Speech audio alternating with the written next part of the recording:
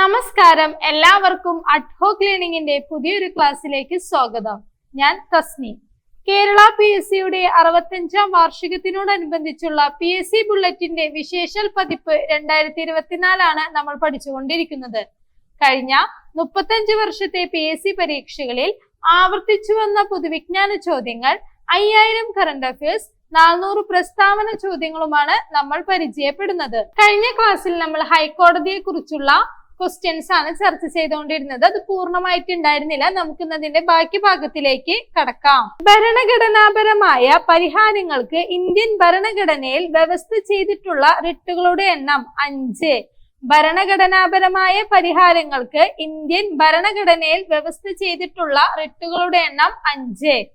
ഹൈക്കോടതി ജഡ്ജി രാജിക്കത്ത് സമർപ്പിക്കേണ്ടത് ആർക്കാണ്? പ്രസിഡന്റിനെ. ഹൈക്കോടതി ജഡ്ജി രാജിക്കത്ത് സമർപ്പിക്കേണ്ടത് പ്രസിഡന്റിനാണ്. ജുഡീഷ്യൽ റിവ്യൂ എന്ന ആശയം ഏത് രാജ്യത്തിൽ നിന്നാണ് ഇന്ത്യ സ്വീകരിച്ചത്? USA. ജുഡീഷ്യൽ റിവ്യൂ എന്ന ആശയം USA എന്ന രാജ്യത്തിൽ നിന്നാണ് ഇന്ത്യ സ്വീകരിച്ചത്. ഹൈക്കോടതി ജഡ്ജിയെ നിയമിക്കുന്നത് രാഷ്ട്രപതി. ഹൈക്കോടതി ജഡ്ജിയെ നിയമിക്കുന്നത് രാഷ്ട്രപതി. പാർലമെന്റിൽ അംഗങ്ങൾ പറയുന്ന കാര്യങ്ങളിൽ മേൽ കോടതിയിൽ നിയമ നടപടികൾ സ്വീകരിക്കാനാവില്ല എന്ന് വ്യവസ്ഥ ചെയ്യുന്ന ഭരണഘടനാ അനുച്ഛേദം 105. പാർലമെന്റിൽ അംഗങ്ങൾ പറയുന്ന കാര്യങ്ങളിൽ മേൽ കോടതിയിൽ നിയമ നടപടികൾ സ്വീകരിക്കാനാവില്ല എന്ന് വ്യവസ്ഥ ചെയ്യുന്ന ഭരണഘടനാ അനുച്ഛേദം 105. ഒരു രാജ്യത്തിന്റെ അടിസ്ഥാന നിയമം എന്നറിയപ്പെടുന്നത് ഭരണഘടന. ഒരു രാജ്യത്തിന്റെ അടിസ്ഥാന നിയമം എന്നറിയപ്പെടുന്നത് ഭരണഘടന. ജില്ലാ ജഡ്ജിമാരെ നിയമിക്കുന്നതാരെ? ഗവർണർ. ജില്ലാ ജഡ്ജിമാരെ നിയമിക്കുന്നത് ഗവർണർ. ഗവൺമെന്റ് വകുപ്പുകൾ ഉദ്യോഗസ്ഥർക്കെതിരെ നടപടിയെടുക്കുമ്പോൾ അതിനെതിരെ പരാതിപ്പെടാനുള്ള സംവിധാനം ഏത്? Administrative tribunal. ഗവൺമെന്റ് വകുപ്പുകൾ ഉദ്യോഗസ്ഥർക്കെതിരെ നടപടിയെടുക്കുമ്പോൾ അതിനെതിരെ പരാതിപ്പെടാനുള്ള സംവിധാനമാണ് അഡ്മിനിസ്ട്രേറ്റീവ് ട്രൈബ്യൂണൽ. ഗർഭസ്ഥ ശിശുവിനും ജീവിക്കാൻ അവകാശമുണ്ട് എന്ന് പ്രഖ്യാപിച്ച കോടതിയാണ് കേരള ഹൈക്കോടതി. ഗർഭസ്ഥ ശിശുവിനും ജീവിക്കാൻ അവകാശമുണ്ട് എന്ന് പ്രഖ്യാപിച്ച കോടതിയാണ് കേരള ഹൈക്കോടതി. നിയമവിരുദ്ധമായ നടപടികൾ കണ്ടാൽ സ്വയം കേസ് എടുക്കാൻ മജിസ്ട്രേറ്റിന് അധികാരം നൽകുന്ന വകുപ്പാണ് സുവോ മോട്ടോ.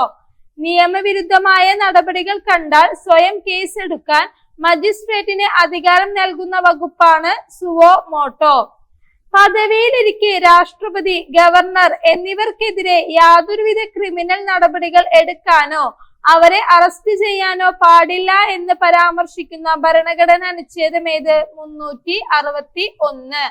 പദവിയിലിരിക്കെ രാഷ്ട്രപതി, ഗവർണർ എന്നിവർക്കെതിരെ യാതൊരുവിധ ക്രിമിനൽ നടപടികൾ എടുക്കാനോ അവരെ അറസ്റ്റ് ചെയ്യാനോ പാടില്ല എന്ന് പരാമർശിക്കുന്ന ഭരണഘടനാ അനുച്ഛേദമാണ് 361.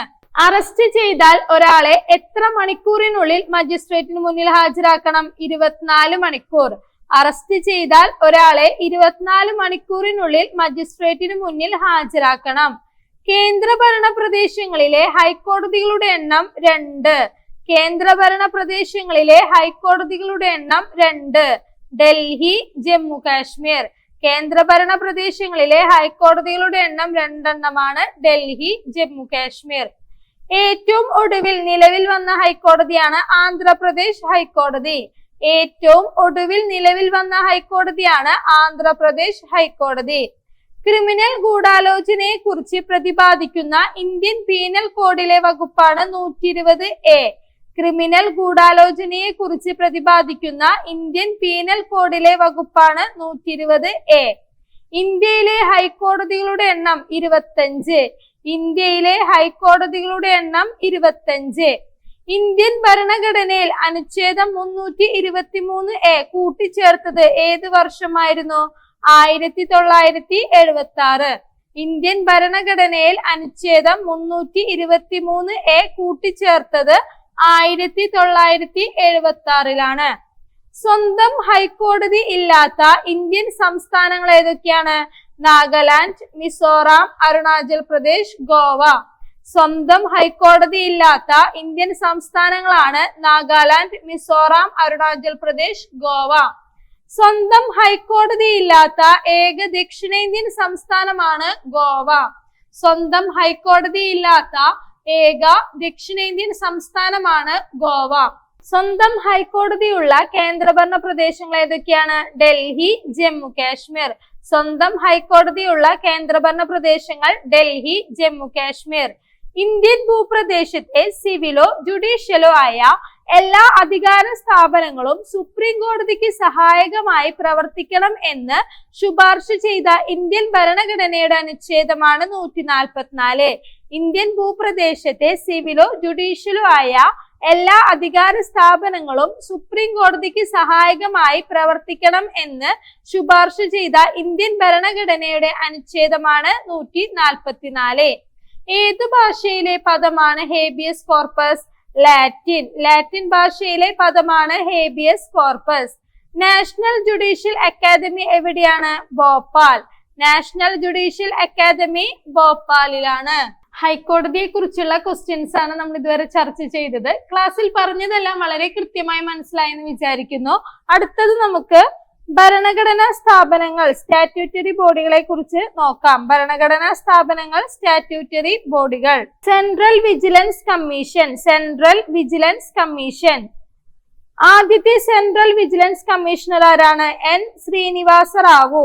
ആദ്യത്തെ സെൻട്രൽ വിജിലൻസ് കമ്മീഷണർ ആണ് N Srinivasa Rao. Central vigilance commission രൂപീകൃതമായ വർഷം 1964.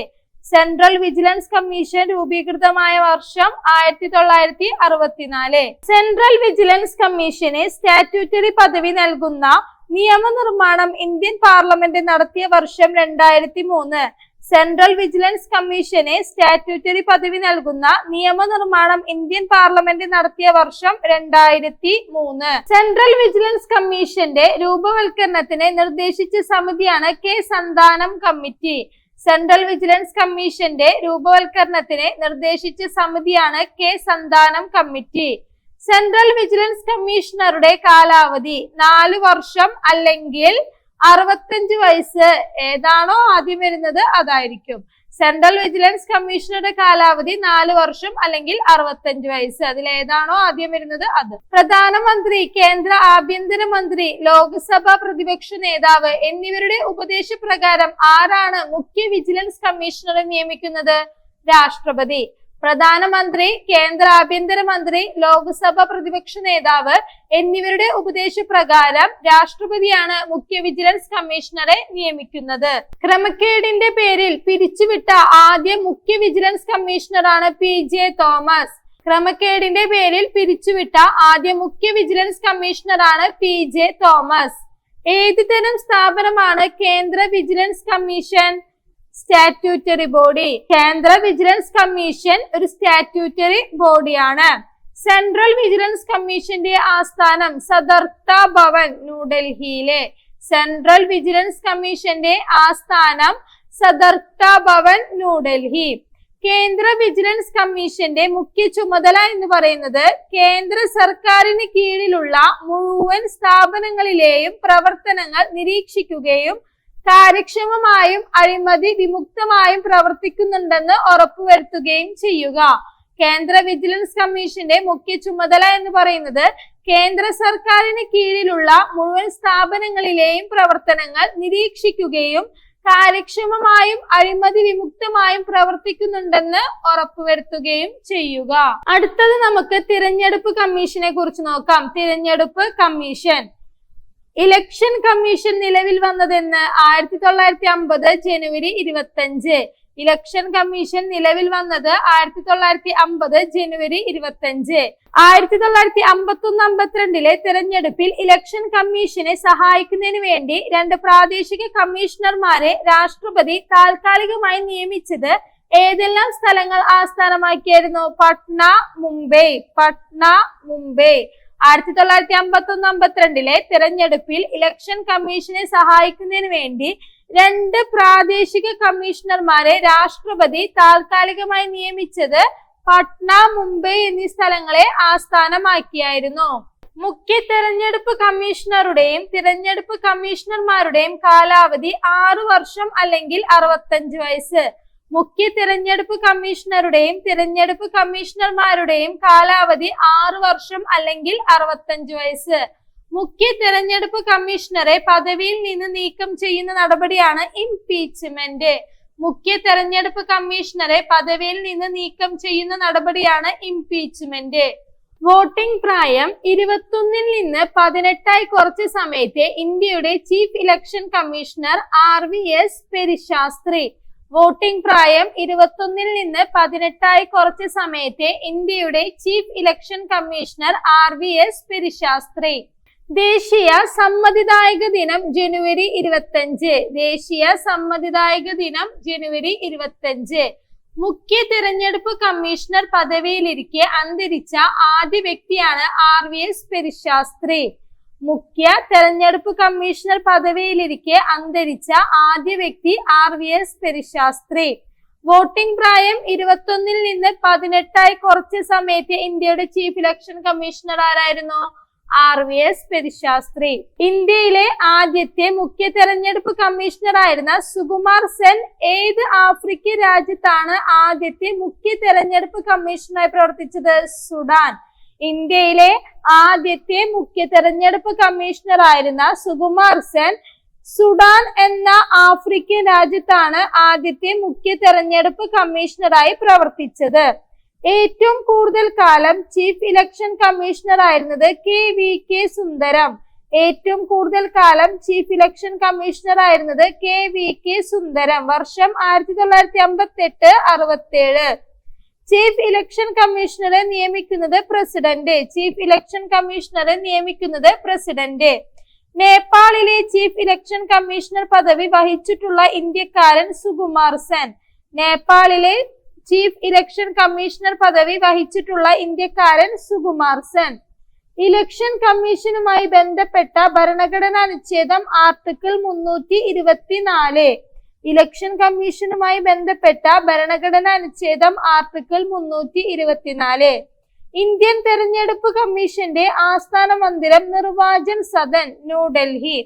ഇന്ത്യൻ തെരഞ്ഞെടുപ്പ് കമ്മീഷന്റെ ആസ്ഥാന മന്ദിരം നിർവാചൻ സദൻ, ന്യൂഡൽഹി. ഇലക്ഷൻ കമ്മീഷൻ ആരംഭിച്ച വെബ് റേഡിയോ ആണ് ഹലോ വോട്ടേഴ്സ്. ഇലക്ഷൻ കമ്മീഷൻ ആരംഭിച്ച വെബ് റേഡിയോ ആണ് ഹലോ വോട്ടേഴ്സ്. ഏറ്റവും കുറച്ചു കാലം ചീഫ് ഇലക്ഷൻ കമ്മീഷണർ ആയിരുന്നത് VS രമാദേവി. ഏറ്റവും കുറച്ചു കാലം ചീഫ് ഇലക്ഷൻ കമ്മീഷണർ ആയിരുന്നത് VS രമാദേവി. ചീഫ് ഇലക്ഷൻ കമ്മീഷണറായ ആദ്യ വനിത VS രമാദേവി. ചീഫ് ഇലക്ഷൻ കമ്മീഷണറായ ആദ്യ വനിത VS രമാദേവി. ഫോട്ടോ പതിപ്പിച്ച വോട്ടേഴ്സ് ഐഡന്റിറ്റി കാർഡ് അവതരിപ്പിച്ച ചീഫ് ഇലക്ഷൻ കമ്മീഷണറാണ് TN ശേഷൻ. ഫോട്ടോ പതിപ്പിച്ച വോട്ടേഴ്സ് ഐഡന്റിറ്റി കാർഡ് അവതരിപ്പിച്ച ചീഫ് ഇലക്ഷൻ കമ്മീഷണറാണ് DN ശേഷൻ. മക്സസെ പുരസ്കാരം നേടിയ ആദ്യ മുഖ്യ ഇലക്ഷൻ കമ്മീഷണറാണ് TN ശേഷൻ. മക്സസെ പുരസ്കാരം നേടിയ ആദ്യ മുഖ്യ ഇലക്ഷൻ കമ്മീഷണറാണ് TN ശേഷൻ. മുഖ്യ തെരഞ്ഞെടുപ്പ് കമ്മീഷണർ പദവിയിലെത്തിയ ആദ്യത്തെ മലയാളി TN ശേഷൻ. മുഖ്യ തെരഞ്ഞെടുപ്പ് കമ്മീഷണർ പദവിയിലെത്തിയ ആദ്യ മലയാളി DN ശേഷൻ. സംസ്ഥാനത്തെ തിരഞ്ഞെടുപ്പുകൾ നടത്തുന്നതിനും തിരഞ്ഞെടുപ്പ് സംബന്ധിച്ച മറ്റു പ്രവർത്തനങ്ങൾക്ക് മേൽ നോട്ടം വഹിക്കുന്നതിനും കേന്ദ്ര തെരഞ്ഞെടുപ്പ് കമ്മീഷൻ നിയമിക്കുന്ന ഉദ്യോഗസ്ഥനാണ് ചീഫ് ഇലക്ടറൽ ഓഫീസർ. സംസ്ഥാനത്തെ തിരഞ്ഞെടുപ്പുകൾ നടത്തുന്നതിനും തിരഞ്ഞെടുപ്പ് സംബന്ധിച്ച മറ്റു പ്രവർത്തനങ്ങൾക്ക് മേൽ നോട്ടം വഹിക്കുന്നതിനും കേന്ദ്ര തെരഞ്ഞെടുപ്പ് കമ്മീഷൻ നിയമിക്കുന്ന ഉദ്യോഗസ്ഥനാണ് ചീഫ് ഇലക്ടറൽ ഓഫീസർ. മുഖ്യ തെരഞ്ഞെടുപ്പ് കമ്മീഷനെ നിയമിക്കുന്നതിന് മുമ്പ് സുപ്രീം കോടതി ചീഫ് ജസ്റ്റിസിനോടും പ്രതിപക്ഷ നേതാവിനോടും അഭിപ്രായം തേടണമെന്ന് നിർദ്ദേശിച്ച കമ്മിറ്റിയാണ് ദിനേശ് ഗോസ്വാമി കമ്മിറ്റി. മുഖ്യ തെരഞ്ഞെടുപ്പ് കമ്മീഷണറെ നിയമിക്കുന്നതിന് മുമ്പ് സുപ്രീം കോടതി ചീഫ് ജസ്റ്റിസിനോടും പ്രതിപക്ഷ നേതാവിനോടും അഭിപ്രായം തേടണമെന്ന് നിർദ്ദേശിച്ച കമ്മിറ്റിയാണ് ദിനേശ് ഗോസ്വാമി കമ്മിറ്റി. ഒരു പുതിയ ജനപ്രതിനിധി സഭയെ തെരഞ്ഞെടുത്തതിനു ശേഷം നിലവിലുള്ള ജനപ്രതിനിധി സഭയുടെ അവസാന സമ്മേളനം അറിയപ്പെടുന്ന പേര് ലെയിം ഡക്ക് സെഷൻ. ഒരു പുതിയ ജനപ്രതിനിധി സഭയെ തെരഞ്ഞെടുത്തതിനു ശേഷം നിലവിലുള്ള ജനപ്രതിനിധി സഭയുടെ അവസാന സമ്മേളനം അറിയപ്പെടുന്ന പേരാണ് ലെയിം ഡക്ക് സെഷൻ. സംസ്ഥാന തിരഞ്ഞെടുപ്പ് കമ്മീഷനെ കുറിച്ച് പ്രതിപാദിക്കുന്ന ഭരണഘടനാ അനുച്ഛേദം 243K 243ZA. സംസ്ഥാന തെരഞ്ഞെടുപ്പ് കമ്മീഷനെ കുറിച്ച് പ്രതിപാദിക്കുന്ന ഭരണഘടനാ അനുച്ഛേദം 243K 243ZA. സ്ഥാനമൊഴിഞ്ഞ ശേഷം രാഷ്ട്രപതി തെരഞ്ഞെടുപ്പിൽ മത്സരിച്ച മുഖ്യ തെരഞ്ഞെടുപ്പ് കമ്മീഷണറാണ് TN ശേഷൻ. സ്ഥാനമൊഴിഞ്ഞ ശേഷം രാഷ്ട്രപതി തെരഞ്ഞെടുപ്പിൽ മത്സരിച്ച മുഖ്യ തെരഞ്ഞെടുപ്പ് കമ്മീഷണറാണ് TN ശേഷൻ. അടുത്തത് നമുക്ക് ധനകാര്യ കമ്മീഷനെ കുറിച്ച് നോക്കാം. ഒന്നാം ധനകാര്യ കമ്മീഷന്റെ അധ്യക്ഷൻ KC നിയോഗി. ഒന്നാം ധനകാര്യ കമ്മീഷന്റെ അധ്യക്ഷൻ KC നിയോഗി. രണ്ടാം ധനകാര്യ കമ്മീഷന്റെ അധ്യക്ഷൻ K സന്താനം. രണ്ടാം ധനകാര്യ കമ്മീഷന്റെ അധ്യക്ഷൻ K സന്താനം. രണ്ടാം ധനകാര്യ കമ്മീഷന്റെ അധ്യക്ഷൻ K സന്താനം.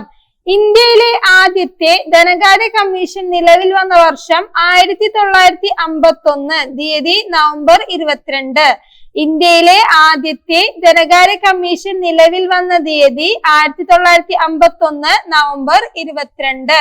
ഇന്ത്യയിലെ ആദ്യത്തെ ധനകാര്യ കമ്മീഷന്റെ പ്രവർത്തന കാലയളവ് 1952 മുതൽ 57 വരെ.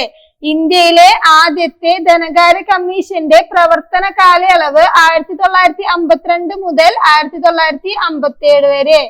കേന്ദ്ര ധനകാര്യ കമ്മീഷൻ ആർക്കാണ് റിപ്പോർട്ട് സമർപ്പിക്കുന്നത്? രാഷ്ട്രപതിക്ക്. കേന്ദ്ര ധനകാര്യ കമ്മീഷൻ രാഷ്ട്രപതിക്കാണ് റിപ്പോർട്ട് സമർപ്പിക്കുന്നത്. കേന്ദ്ര ധനകാര്യ കമ്മീഷനിൽ അംഗമായ ആദ്യ മലയാളി VP മേനോൻ. കേന്ദ്ര ധനകാര്യ കമ്മീഷനിൽ അംഗമായ ആദ്യ മലയാളി VP മേനോൻ. എത്രാം ധനകാര്യ കമ്മീഷനിലാണ് VP മേനോൻ അംഗമായത്? ഒന്നാം ധനകാര്യ കമ്മീഷൻ. ഒന്നാം ധനകാര്യ കമ്മീഷനിലാണ് VP മേനോൻ അംഗമായത്.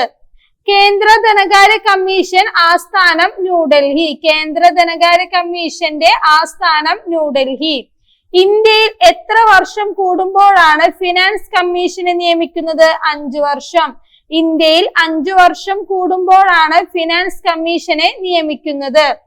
ധനകാര്യ കമ്മീഷന്റെ അംഗബലം അധ്യക്ഷൻ ഉൾപ്പെടെ 5. ധനകാര്യ കമ്മീഷന്റെ അംഗബലം അധ്യക്ഷൻ ഉൾപ്പെടെ 5 പേരാണ്.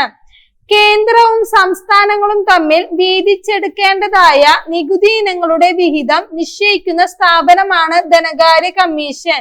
കേന്ദ്രവും സംസ്ഥാനങ്ങളും തമ്മിൽ വീതിച്ചെടുക്കേണ്ടതായ നികുതി ഇനങ്ങളുടെ വിഹിതം നിശ്ചയിക്കുന്ന സ്ഥാപനമാണ് ധനകാര്യ കമ്മീഷൻ. ധനകാര്യ കമ്മീഷന്റെ ശുപാർശകളെ കുറിച്ച് പ്രതിപാദിക്കുന്ന ആർട്ടിക്കിളാണ് 281. ധനകാര്യ കമ്മീഷന്റെ ശുപാർശകളെ കുറിച്ച് പ്രതിപാദിക്കുന്ന ആർട്ടിക്കിൾ 281. ഒരു സിവിൽ കോടതിയുടെ അധികാരാവകാശങ്ങൾ കേന്ദ്ര ധനകാര്യ കമ്മീഷന് നൽകപ്പെട്ടിട്ടുണ്ട് എന്ന പ്രസ്താവന ശരിയാണോ? ശരിയാണ്. ഒരു സിവിൽ കോടതിയുടെ അധികാരാവകാശങ്ങൾ കേന്ദ്ര ധനകാര്യ കമ്മീഷന് നൽകപ്പെട്ടിട്ടുണ്ട്. ആ ഒരു പ്രസ്താവന വളരെ വളരെ ശരിയാണ്. അടുത്തത് നമുക്ക് കുറച്ച് തെരഞ്ഞെടുത്ത ചോദ്യങ്ങൾ പരിചയപ്പെടാം. ഇന്ത്യൻ ഭരണഘടന അനുസരിച്ച് ഒരാൾക്ക് എത്ര തവണ രാഷ്ട്രപതിയാവാം? എത്ര തവണ വേണമെങ്കിലും രാഷ്ട്രപതിയാവാം. ഇന്ത്യൻ ഭരണഘടന അനുസരിച്ച് ഒരാൾക്ക് എത്ര തവണ വേണമെങ്കിലും രാഷ്ട്രപതിയാവാം. ഇന്ത്യൻ ഭരണഘടനയിൽ ക്യാബിനറ്റ് എന്ന പദം ഉൾക്കൊള്ളുന്ന അനുച്ഛേദം 352.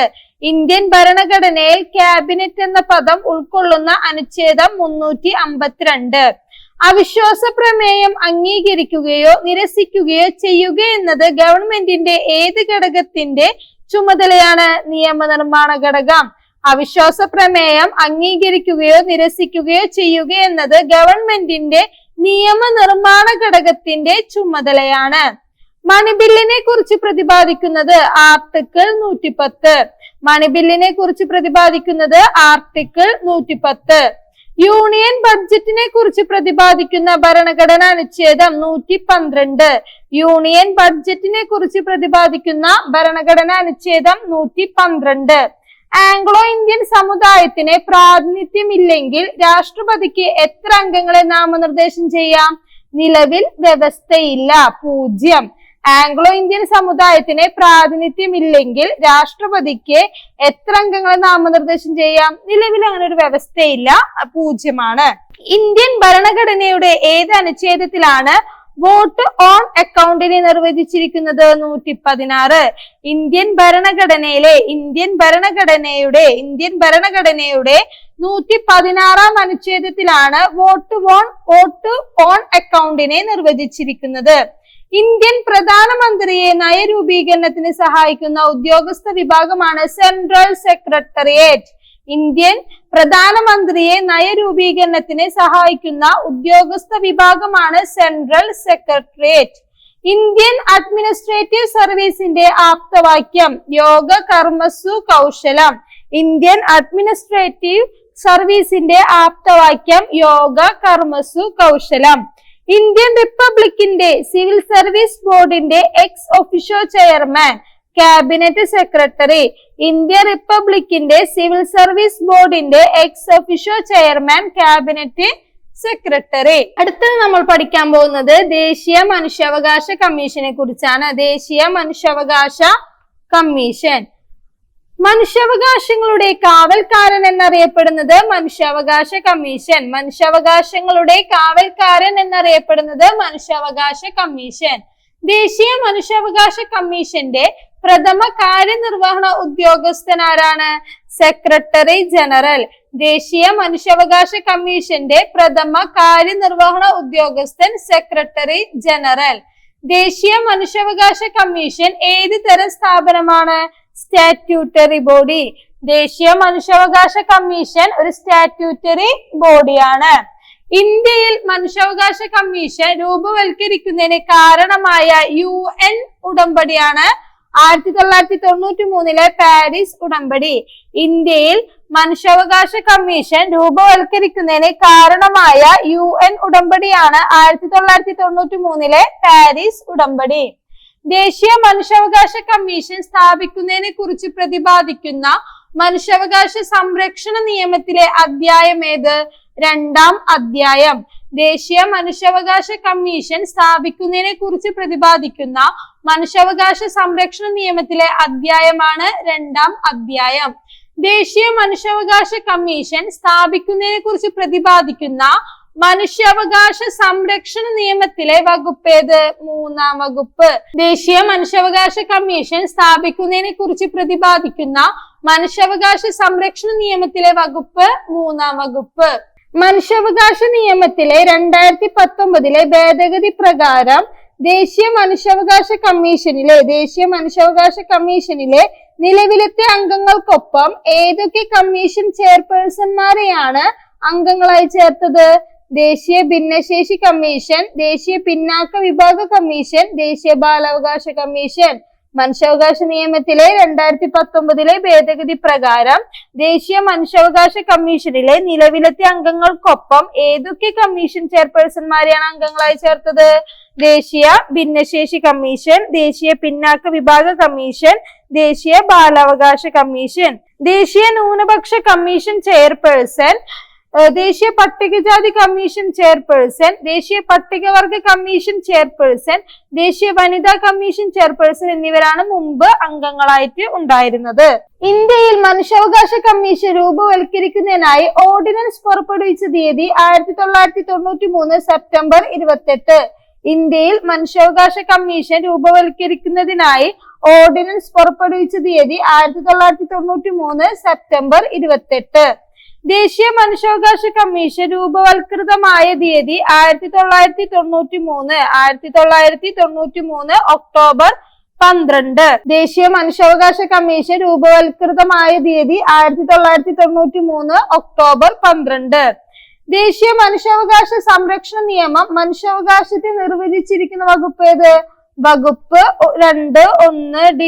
ദേശീയ മനുഷ്യാവകാശ സംരക്ഷണ നിയമം ദേശീയ മനുഷ്യാവകാശ സംരക്ഷണ നിയമം മനുഷ്യാവകാശത്തെ നിർവചിച്ചിരിക്കുന്ന വകുപ്പ് 2(1)(d). ദേശീയ മനുഷ്യാവകാശ കമ്മീഷൻ ആസ്ഥാനം മാനവ് അധികാർ ഭവൻ. ദേശീയ മനുഷ്യാവകാശ കമ്മീഷൻ ആസ്ഥാനം മാനവ് അധികാർ ഭവൻ. ദേശീയ മനുഷ്യാവകാശ കമ്മീഷന്റെ പ്രഥമ chairman justice retired Ranganath Mishra. ദേശീയ മനുഷ്യാവകാശ കമ്മീഷന്റെ പ്രഥമ ചെയർമാൻ ജസ്റ്റിസ് രംഗനാഥ് മിശ്ര. ദേശീയ മനുഷ്യാവകാശ കമ്മീഷൻ അംഗങ്ങൾ, ചെയർമാൻ എന്നിവർ രാജിക്കത്ത് നൽകേണ്ടത് ആർക്കാണ്? രാഷ്ട്രപതിക്ക്. ദേശീയ മനുഷ്യാവകാശ കമ്മീഷൻ അംഗങ്ങൾ, ചെയർമാൻ എന്നിവർ രാജിക്കത്ത് നൽകേണ്ടത് ആർക്കാണ്? രാഷ്ട്രപതിക്ക്. ഇന്നത്തെ ക്ലാസ്സിൽ നമ്മൾ പുതുതായി പഠിച്ചത് ധനകാര്യ കമ്മീഷൻ, മനുഷ്യാവകാശ കമ്മീഷനെ കുറിച്ചുള്ള ചോദ്യങ്ങളൊക്കെ ആയിരുന്നു. ക്ലാസ്സിൽ പറഞ്ഞതെല്ലാം വളരെ കൃത്യമായി മനസ്സിലായെന്ന് വിചാരിക്കുന്നു. മനുഷ്യാവകാശ കമ്മീഷനെ കുറിച്ച് നമ്മൾ പൂർണ്ണമായിട്ടില്ല. അടുത്ത ക്ലാസ്സിൽ നമുക്ക് ഇതിന്റെ ബാക്കി ഭാഗവുമായി വീണ്ടും കാണാം. അതുവരേക്കും ബൈ ബൈ. Thank you.